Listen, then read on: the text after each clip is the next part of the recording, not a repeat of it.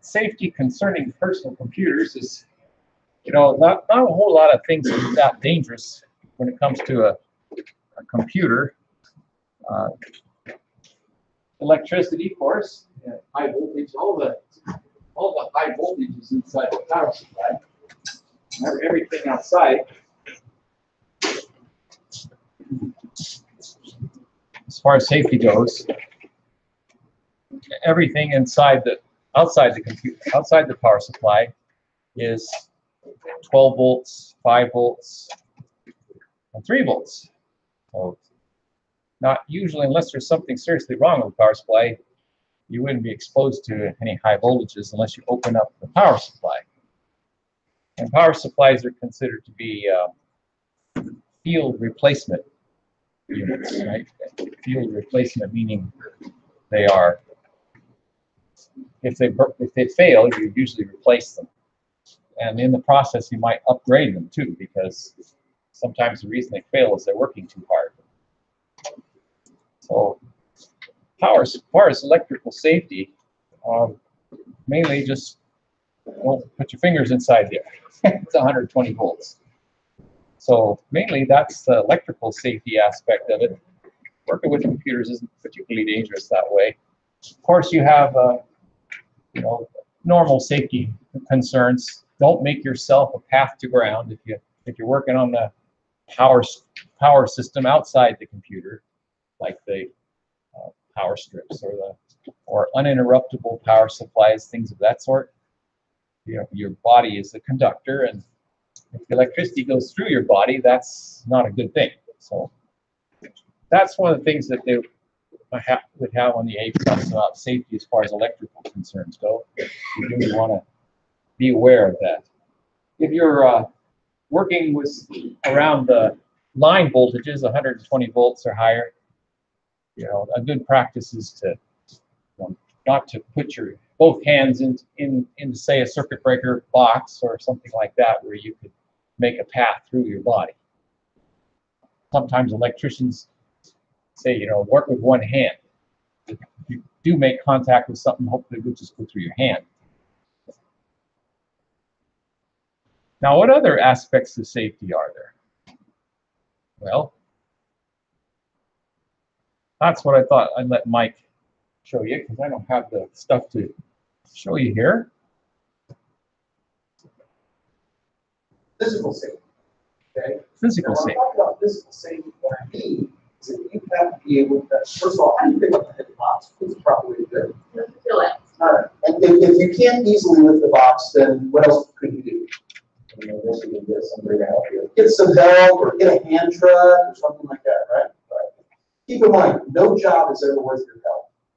And certainly CompTIA likes to push that point on the A+. So there are other questions where it's like, Sally, weighs 100 pounds soaking wet, and there are two 70-pound monitors that she needs to lift. What should she do? Do it herself, lift from the legs, get some help, get the idea? Yeah, okay. So that's not too hard. Now, probably some of the funniest questions that CompTIA talks about on their competencies is the idea of how do you put a box on a table?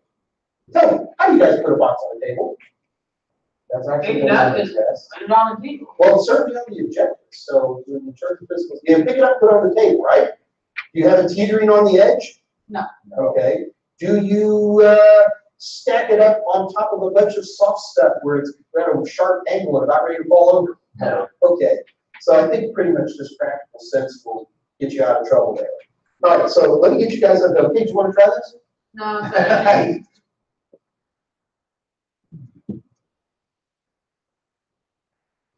Another part And the last thing I want to talk about while I'm getting you dismantled here is the concept that we call building services. This is a pet term that CompTIA loves to use. And the term basically means it's the folks who are ever in charge of the physical building that you work in. Get the idea? Yeah. All right. So to me, it's like the maintenance man is how I always look at it. But there's a lot of situations that take place in your physical building where you have to deal with problems, okay? And there's a rule set. For example, if there's something blocking the door, what would you do? All right. Yeah, you got the idea. Great. But there is one area that CompTIA gets a little, I don't want to say strange, but they definitely have strong opinion about building services on, and that has to do with spills. Now, when we're talking about spills, what we need to appreciate is that there's two kinds of spills in the world. There are spills where you can clean it up yourself, and then there are spills where you need building services. You got the idea? Okay. So basically, to keep them separate, all you have to do is remember this. If it's a little spill that doesn't look like it's going to be causing any damage, you clean it up yourself. Bingo, you got it. But if it's a big spill, and it looks like it's threatening equipment, or threatening life and limb in some way, then it's time to call building services. You guys okay with that? All right. Another, yeah, there's things like that on the A+ certification exam. Things that are, we wouldn't think are so much computer related, but they are for occupational safety and health considerations.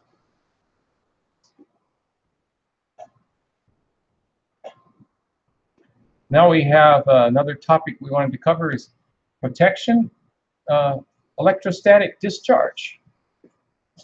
Or ESD. Yes, sir. What's the name of that guy? Or can we watch him on YouTube, or Does he make more videos like that? Or? He has some on there. These don't appear on YouTube. I have a CD, DVD, I mean. Okay. What's the guy's name again? Mike Myers. Yeah, it's called.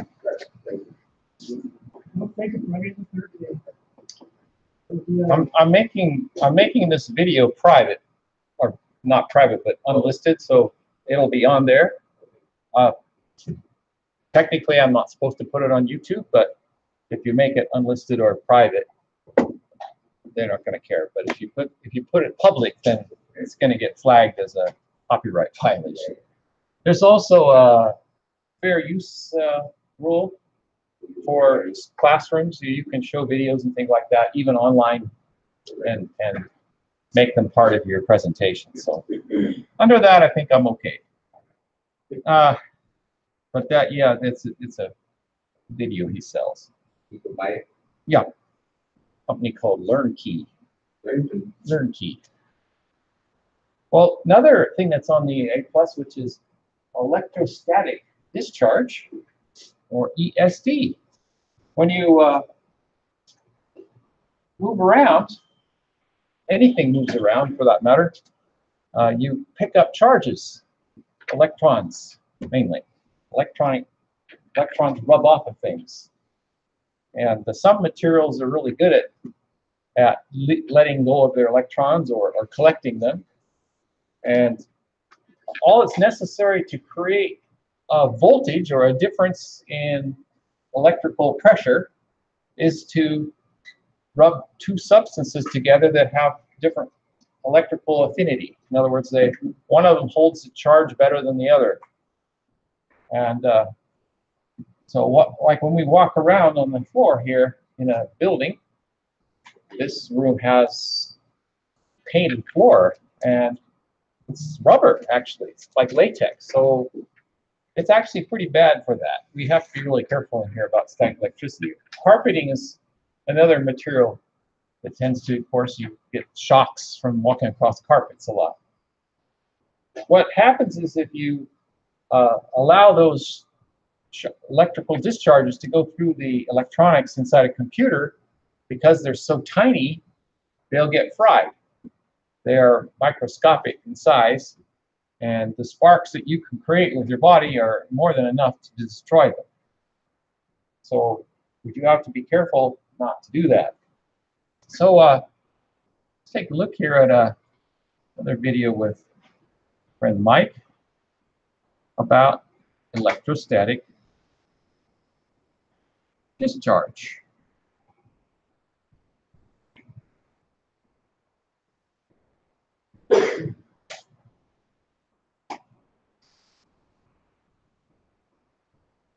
There are some safety issues that we need to talk about. Probably the one that's most important is electrostatic discharge, or ESD. Now, have you guys ever put on your silk pajamas while you're petting your cat and scuffled your stocking feet along a floor and then grab the knob to the bathroom? Yep. Can't say I have, but she might have. Well, you know what I'm alluding to, right? Okay, so what do you call that?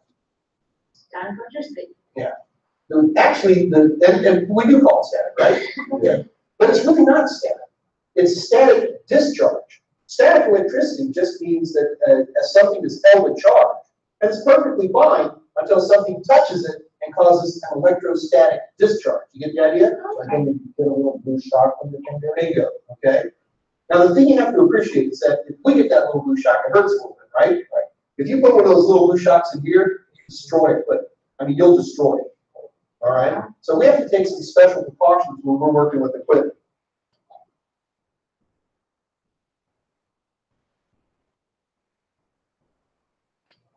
Now, I've got a stud case here, so we can have some fun with that and not cause any damage. But what I want you guys to look at right here, now the first time you're working with any individual electronic components, this is where this guy comes in really handy.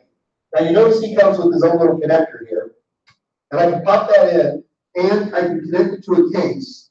And now I can put anything on here, and it's going to stay at the same potential. So a lot of times we're putting cards in and taking cards out, putting stuff back and forth. That's where something like this pays off, okay? Now, I just happen to have some components here for us to play with. And a lot of times you'll see a setup where this little connector right here will actually have two wires going out. One goes straight to the case, and the other one goes to you. Get the idea? All right. So the first thing I want to talk about right here is take a look at this guy. What we have here is a classic anti-static bag. Now, the CompTIA exam is paranoid about anti-static bags, so we got to march through a couple of things. Notice that this card is in the bag, right? Right. It's not on the bag. We didn't wrap around the bag. It's in the bag. If you're going to be moving components, where do you put them? In your bag. Very good. Hey, just pass the plus question. Okay, so now what I can do is this.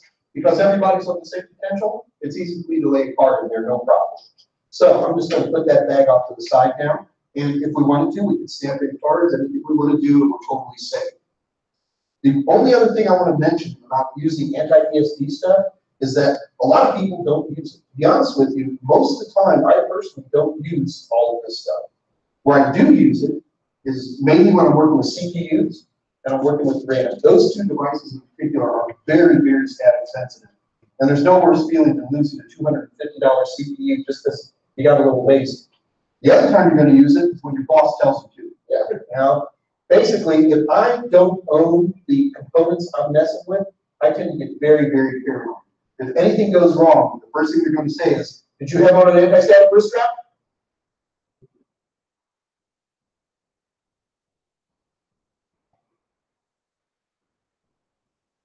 So this is the, let's see here. So the first thing I want to talk about right here is take a look at this guy. What we have here is a classic anti-static bag. Now, the CompTIA exam is paranoid about anti-static bags, so we got to march through a couple of things. Notice that this card is in the bag, right? Sorry about that. Repeated there, did I?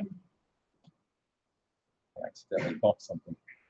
So yeah, these are electrostatic discharge straps. They're just, you clip it to your computer and put it on your wrist like a watch. Doesn't matter which wrist you use, but that's the idea. And it's got a very high resistance inside here. So that way, if you happen to get in contact, you know, you're going to connect yourself to the ground, basically, or to the case of the computer. If you happen to get in contact with the high voltage, it won't shock you. It won't allow enough current to flow through your wrist to give you a shock. But the idea is that it drains the charge off your body.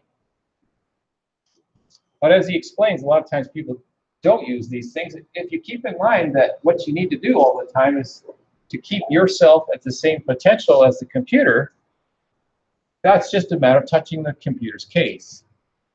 But it does, you know, if you're working on something all day long or working on something frequently, that can become something of a habit but maybe you might forget sometimes, and so sometimes it'll, a thing like this will help you to forget, not to forget.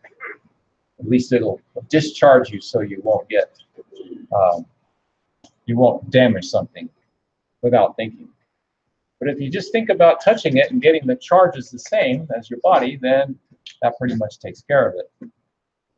He also showed an anti-static mat. That's just a mat that you put things on that's connected to you and the computer as well. And the plastic bags. That concert, like any computer, anything has to do because I had, like, if I have like a mixer with the computer system in it, and then creating electrostatic, that can speed up anything. Any just about, yeah, lots of electronic things are sensitive to static electricity. So it's when you have them opened up and then you're putting your hand inside of it that you have that potential to cause damage. You don't wear a wristband when you change your power supply, right? Don't wear a strap when you're changing the power supply. Well, not, you know, like I said, there's a very high resistance in there, so you could. It's designed for safety for you too. The high resistance will prevent you from getting shocked from this. It was saying that you never want to use it when you're changing the power supply. Yeah, it's not necessary, but if they don't have a resistor inside it, that makes them. The power supply isn't particularly sensitive to static electricity. Well, if you're changing the power supply on your computer, you wouldn't want to be. You won't have the powers. You won't have the power connected to it, right? You have it disconnected, so static could still be an issue. If you're plugging things into the motherboard, you have your motherboard power connector. Still have that there, and so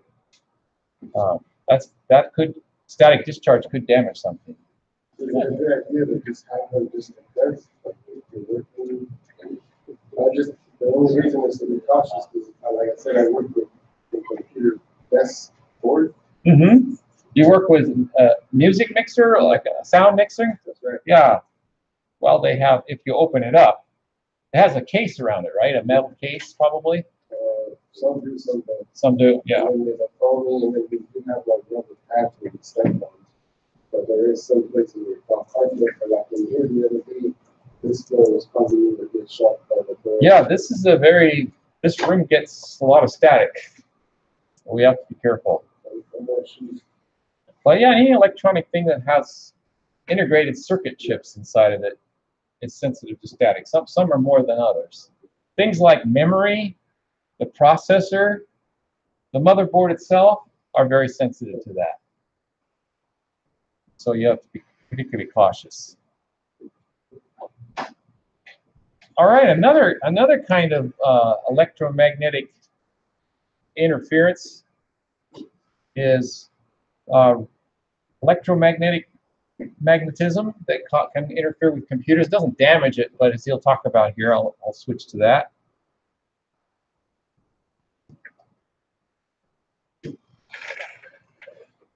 Okay. Now there are two other types of interference that take place out there that are not ESD, but I want to make a quick mention of them. Okay. ESD destroys stuff. Okay? It won't kill you, but it'll kill components. The other one is called electromagnetic interference. It's not like where you like have a big magnet and you put it on a color television. That's right. It looks real pretty, doesn't it? Yeah, it's pretty bad though. You're absolutely correct. Have you ever seen that? I haven't. Okay, it's not on our new LCDs, but like on the old CRT televisions, you can take a big old magnet and you put it onto the television, and it would actually warp the thing, and it would make all these bizarre colors. And well, the downside is that it would eventually trash the color TV. But that does happen. There's a lot of places where we still run into this. If you still actually have the audacity to have electromagnetic media like old floppy disks or tapes or anything like that, you got to watch it because putting magnets, and that's where EMI really gets dangerous, is magnets getting close to storage media. You can put a strong enough magnet even on a modern hard drive, and you can erase the drive. So does EMI cause damage? Does it cause physical damage? I don't think so. Not really, but what it can do is destroy data. Okay, so only ESD causes damage. Now the last one I'm going to talk about is radio frequency interference, or RFI. how like we had a problem with the wireless telephones and the wireless networks? Exactly, and that happens all the time. What happens is you've got two different radios being transmitting on roughly the same band, and what they'll do is they'll interfere with each other. Now, did that destroy the telephone? No. Did it destroy the wireless network? No. So really, the only thing it did erase a hard drive? No. Okay, so really the only thing it did is it kept things from doing the job they were supposed to do. Right. Okay, how'd you fix it, by the way? Wireless networks have made wireless telephones kind of unpopular for a lot of people. I see a lot of people go back to wired telephones. The other thing that they'll do is you actually have different bands. The wireless telephones got out of the same radio band that the wireless networks did. So you can actually go to your local store and you find wireless telephones with different frequencies, literally depending on what type of wireless networks you have. It's kind of cool. Okay. All right. So, but make sure you understand the difference between ESD, EMI, and RFI, okay? Okay. All right. Got a little bit more safety to talk about. Now, don't laugh at me here, okay? All right, things are a little out of order there, so I had to stop it.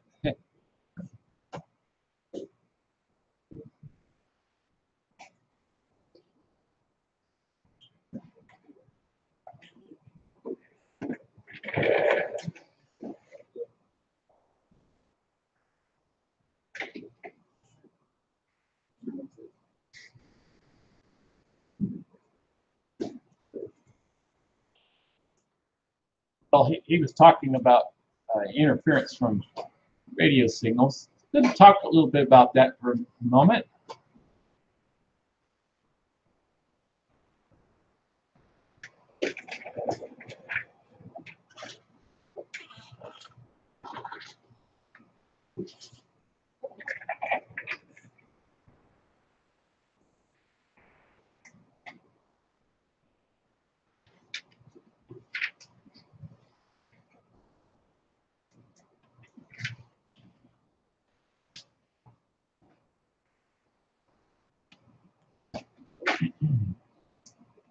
Here, I made that too big. The computers use communications like wireless networks and such use radio waves. And we talk about and they also use other wavelengths, such as light. This is called the electromagnetic spectrum. And it includes what we see with our eyes, the visible spectrum. And that's all the different colors of the rainbow. And then below the visible spectrum, you have the infrared. Computers sometimes use infrared for communication. Then below infrared, you have what's called microwaves. And down here we have the frequencies. Now all electromagnetic waves are created by some kind of change in electric charge, movement of charge, an oscillation of charge, where charge moves back and forth. And that's on some kind of antenna. Light comes from antennas that are molecules and atoms.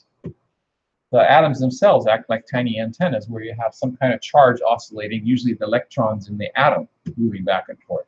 If they get heated up enough, everything emits electromagnetic waves all the time. You emit it. We can't, most of the electromagnetic waves that are around us are in the infrared region, and that's from hot objects that have heat in them. And of course you're warm, and anything else around us is warm. And if you have the right kind of camera, you can see that. You know, they have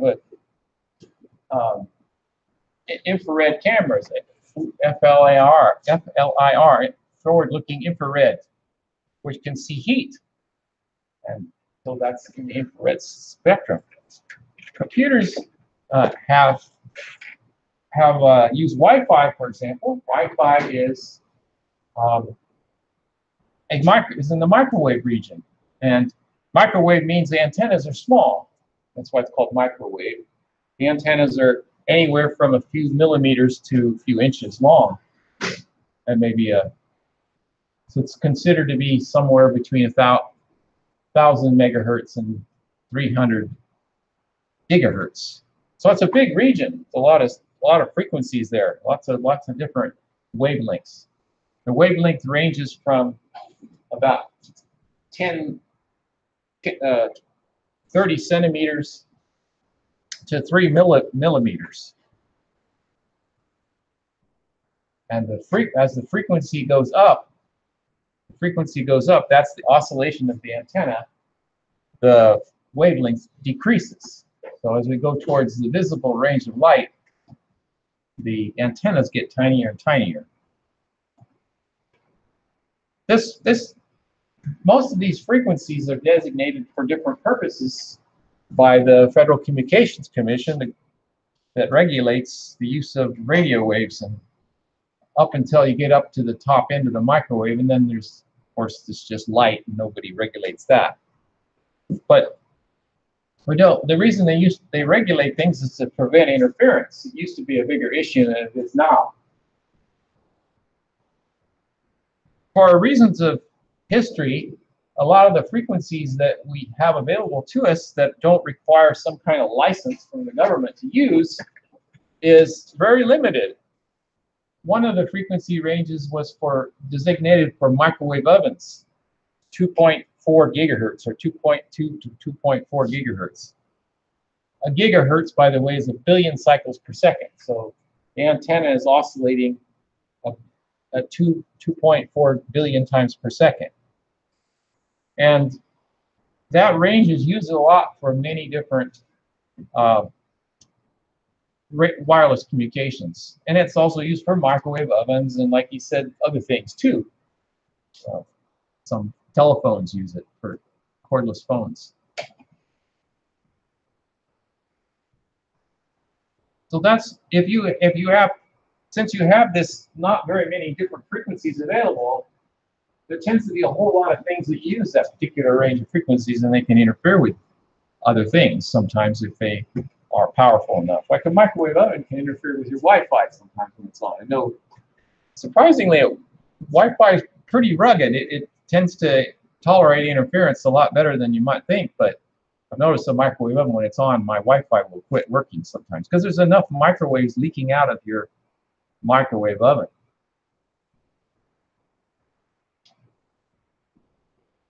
So that's just the thing, is to realize these different frequencies are out there and how they're used. They're allocated by different services. There's a lot of different services that use the radio spectrum, and it's kind of a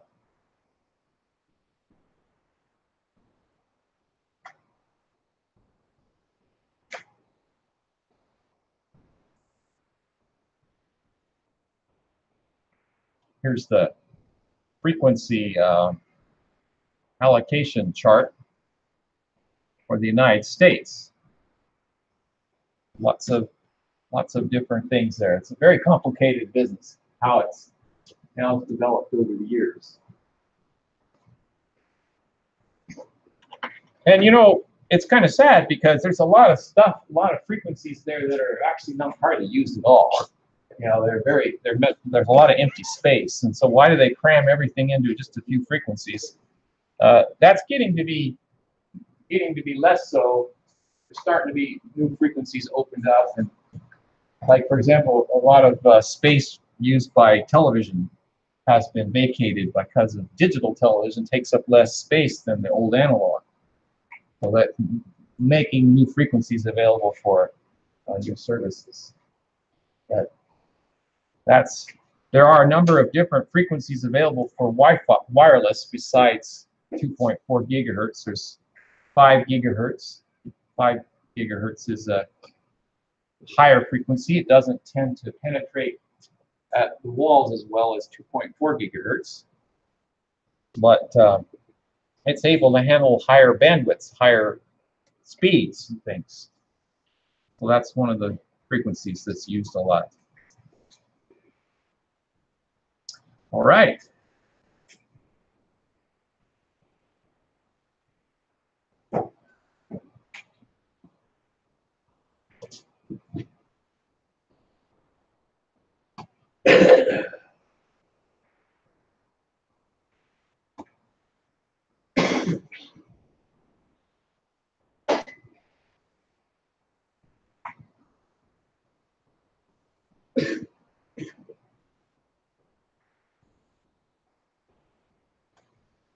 me see what happened to my.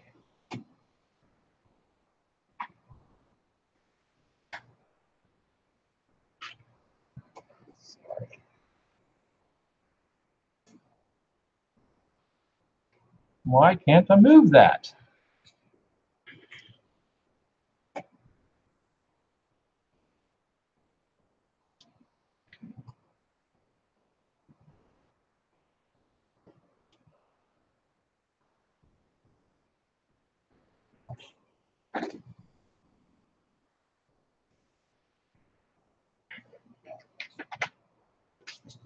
Well, let's try a different approach here.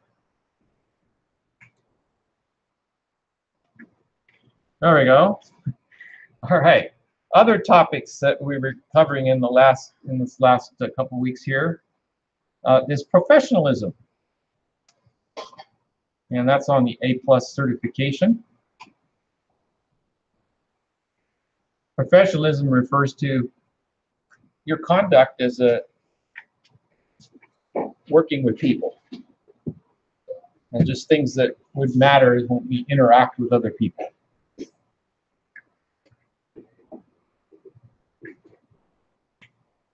And Mike talks about, well, some of the things that you want to consider when interacting with people.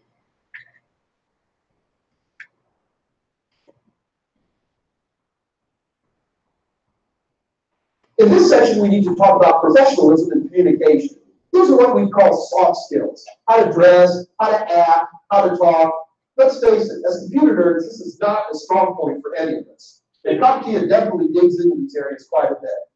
To help me out, I've enlisted some help from a couple of my friends, Danielle and Lance. How are you? Hey guys, how's it going? Good, how are you? Hey, thanks so much for helping me out. I really do appreciate it. Well, listen, what I'm going to do here is, I know you guys are good techs, but let's face it, we all need to learn a little bit when it comes to professionalism and communication. Do you agree with me? Yeah, of course. Yeah, all right. So what I'm going to do is start off with an area that's always been a challenge for us, and that's, no offense here, guys, but hygiene and how to dress. Okay, you guys okay with that? Yeah. Great. Okay. Well, let me start off with one of these. You guys recognize that?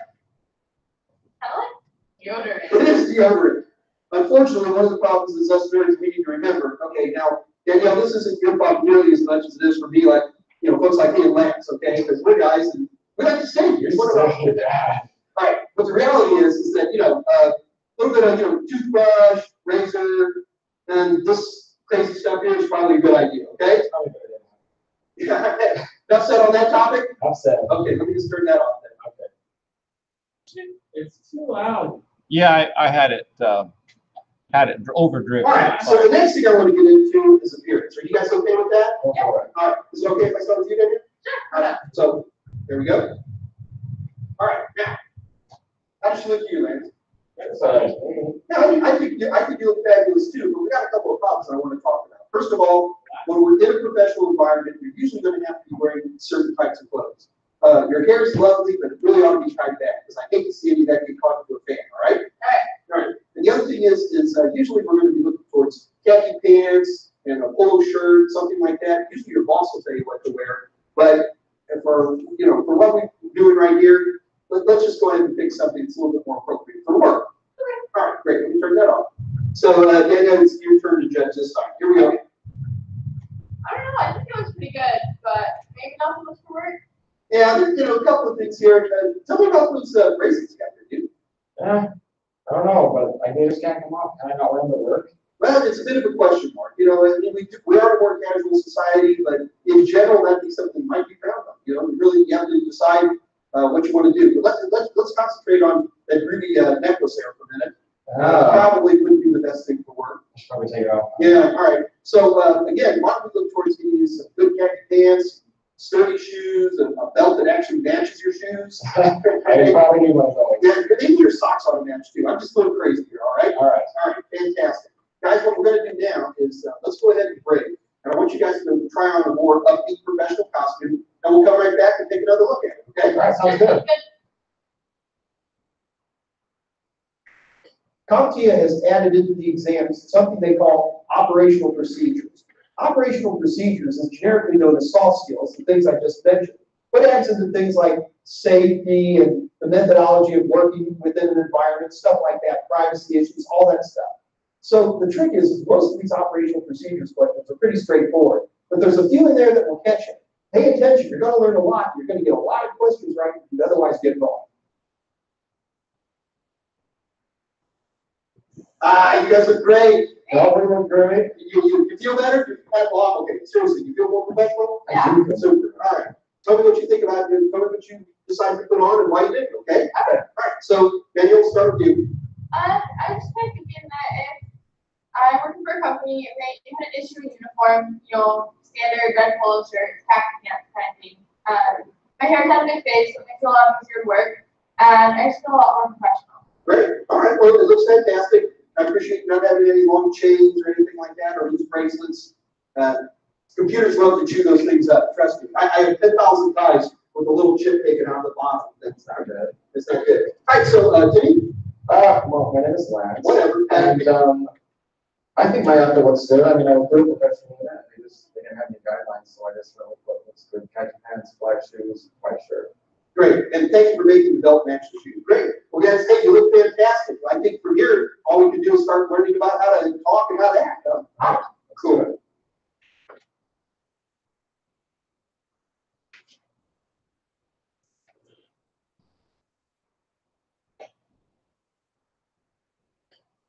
All right, what we need to talk about at this point is what I call the traits of the tech. And I break it down into some groups. And the first one I want to talk about is the idea of honesty and integrity. So to do that, guys, let's talk about this for a little bit. Okay? Now, so what's in between honesty and integrity? Well, honesty is telling the truth, being honest, telling people about everything. Sounds good. And integrity? Integrity is like doing the right thing, no matter what. All right. So these two, even though they're different things, they tend to tie in fairly closely in the IT world. So one of the things we run into is the conceptualization. I mean, when you're working, you're always going out into other people's stuff, man. Think about it, okay? Let's get started with the big one, passwords. Why would passwords be a big deal for us?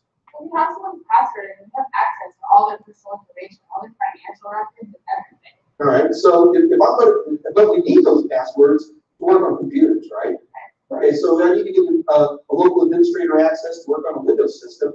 What are some of the strategies we can use to keep ourselves out of trouble?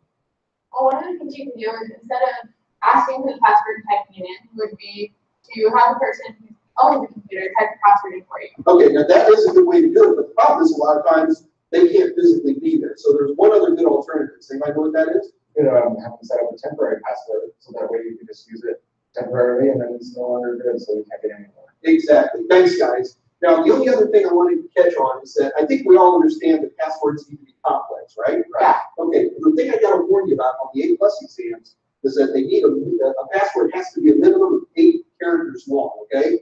And you may hear from other sources it could be longer than that, but for the CompTIA A+, stick to 8 characters. I've heard it can be 10, so it has to be 8. When in doubt, pick the longest value you can. But I think you'll see when you take the exam that the number 8 may be a place where you want to go. How does that sound? Sounds good. All right. There's only one other thing about passwords. What is it? Put numbers in it. Numbers, as well as. Well Absolutely. You got the idea, guys. Okay. Well, super. All right. So we understand passwords, but there's another bit of personal issue we run into when we are working on a job, and that's people's personal stuff. Well, because we're busy, right? And we're trying to get the computer fixed, and all of a sudden I'm trying to, write down that password for the new temporary password that we're going to be using for a moment, or I'm trying to write down a bias value because I want to do a flash on the ROM, or something like that. So I'm grabbing stuff, okay? Don't grab anybody's stuff. You really think about it. This is their personal place. So we want to avoid grabbing anything that these things happen. We just ask for permission is all I'm saying. We have to ask permission for everything? Even a pen. Even a paper clip. All right. All right? Okay. Thanks, guys.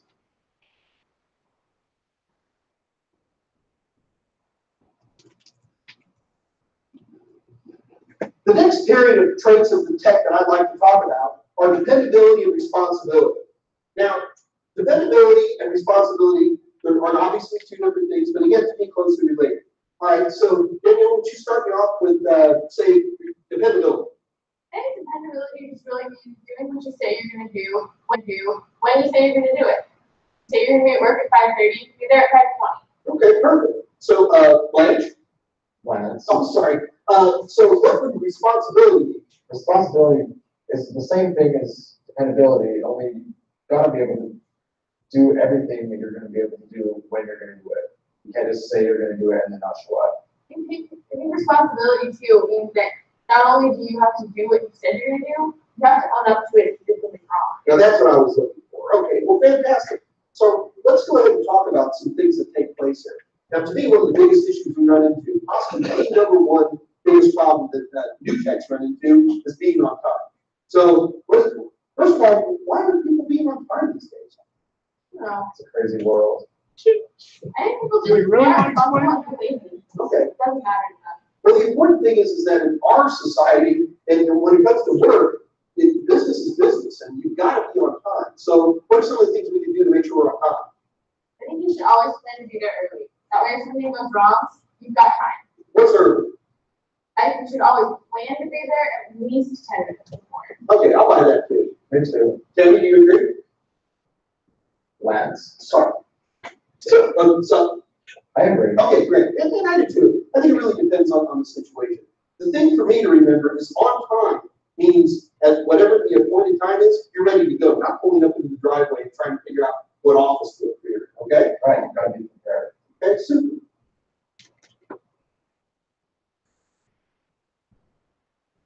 Now, there's a couple other things I want to talk about here, in particular on responsibility. Let's talk about something called authorization of work. Have you guys ever been to a garage to get a car repaired? As when you walk up and you hand them off your keys, what do they have to do? They always have to sign something that says they're allowed to work on the car. It's the exact same thing in the IT industry. You've got to make a point to sign something. Now, if you're working for somebody, I can pretty much guarantee you they'll have an authorization to work pre-established. But even when you're doing your own work, you'd be amazed how important an authorization for work can be. There's lots of boilerplates you can find online to use as your own, but authorization works are important. So while we're talking about responsibility, let's talk about a big one. What about backups? Yeah, you should always back stuff up before you start working, right? Well, and the problem with that, yes and no. The problem with that is backup can often be an onerous and long-term situation where it can take a few hours, depending on the system. Also, a lot of times, the customer may not even have backup equipment. In those situations, it becomes a bit of a challenge.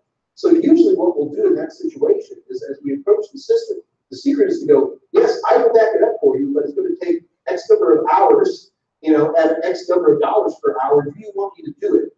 And if you don't want me to do it, are you willing to accept the consequences if I lose everything? So a good thing to do is to make sure they're okay with you backing it up before you go ahead and do it. I think the even better thing is a way to make a little extra money is always come with a big external hard drive. You'd be surprised how many people don't think about backups. Sounds like a good idea. Cool, thanks guys. Yeah. You're welcome.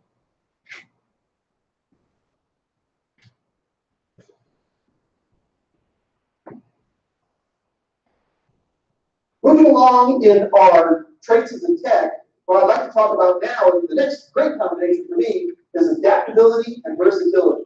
Now, when I'm talking about adaptability and versatility, what I mean by being versatile means that you have more than one skill, that you have an expansive skills, all within the IT world, where you can provide help depending on what your users' needs are.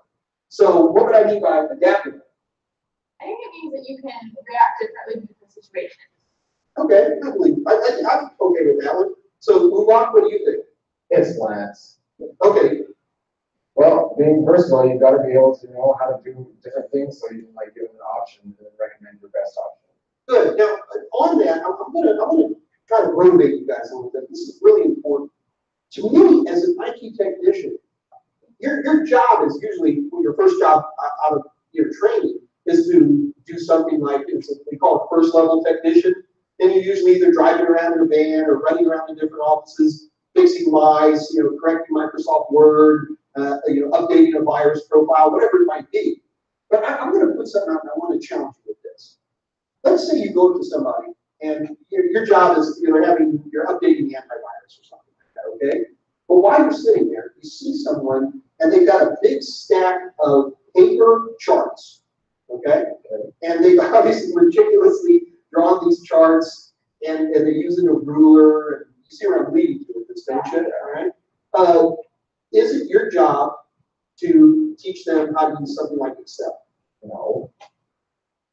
Not technically your job, it's not really what you're hired for, but it doesn't hurt to go the extra mile and help them out. But what if you're not even getting paid for that? Well, that's a good point, and a lot of people challenge me on that. What I'm gonna tell you is, I like to go with helping people out. What ends up happening is, you're absolutely correct, you don't get paid for it. But over time, what happens is you begin to develop skills, not only in terms of the IT, but it's important for you guys to understand that you need to know what your bureaucracy does. You can't just fix the computers. You have to integrate yourself into whatever you're doing. If it's automobile maintenance, then you need to learn a little bit about automobile maintenance. If it's the Social Security Administration, you need to know a little bit about how those checks are being passed around. By generating those skills, you create value for yourself. You make yourself more important to the company. And when you become more important, then what happens? You pay more. There you go. Way more.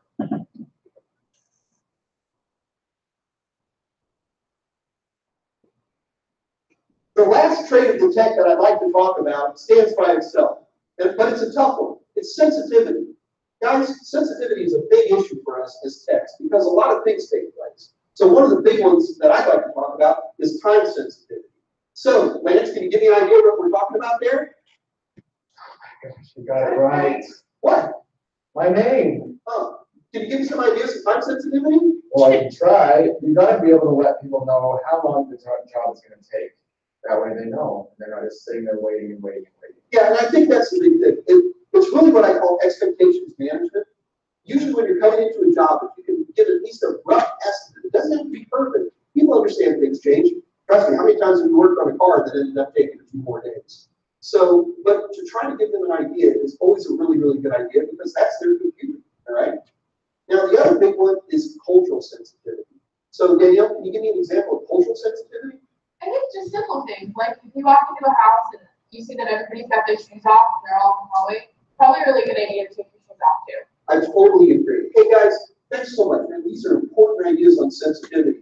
You know, one of the things that's, as a tech, we tend to be a little bit self-centered, you know, and it's hard for us to stretch out and appreciate that other people have issues too.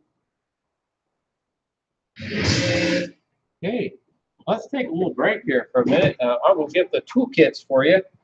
So take a 10-minute break. So come back at 10:50 or so, and